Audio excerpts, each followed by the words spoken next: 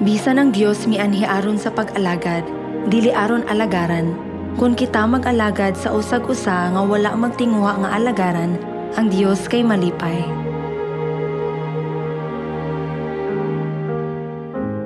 Gihatagan ta sa Dios og pagtulun-an sa pag-alagad sa usag-usa. Naglangkob kini sa gugma sa Dios nga gusto nga ituboy kita sa langit. Ang Dios naghatag og panig-ingnan sa pag-alagad sa uban, sa labing ubos nga dapit nga wala magtinguha nga alagaran.